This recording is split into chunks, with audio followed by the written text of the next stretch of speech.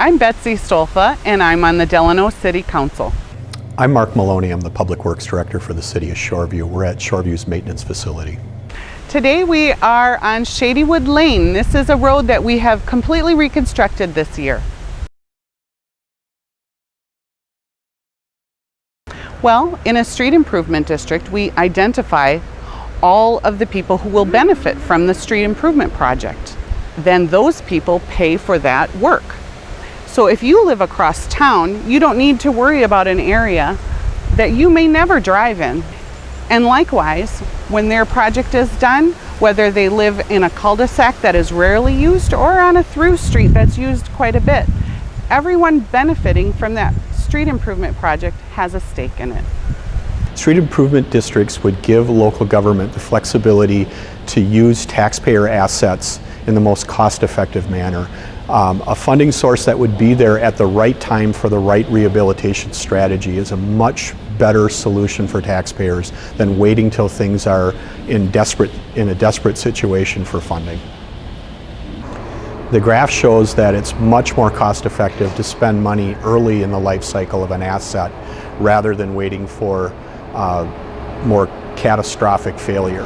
And a common analogy is thinking about changing your oil in your car before your engine goes bad, or roofing your house with new shingles before you have water damage. This isn't so different from other things that you probably already encounter.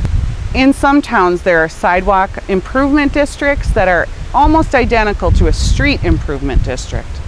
Also, most towns have stormwater utility fees that would be implemented in much the same way as a street improvement district. We spent about a year talking about assessment policies with the general population in Delano. And the one thing we heard over and over again was that our population was not in favor of the assessment policy. So we chose not to go with the assessments and rather chose the general levy method of funding our street projects. Special assessments as a funding mechanism for street improvements really help a city when something is being built for the first time. They're a lot less helpful, if at all, during the life cycle of the pavements. And as a consequence, most cities are shying away from using special assessments at all as a funding tool for street improvements. Other alternatives include the general tax levy, and funding infrastructure from the tax levy puts it in a position of competing against other necessary public services, whether they be public safety or other things going on in the community, and that's not really fair to the infrastructure either. We need a funding tool that allows us to build and maintain our transportation infrastructure, to retain our businesses, to attract new businesses, and to encourage our existing businesses to expand and create more jobs.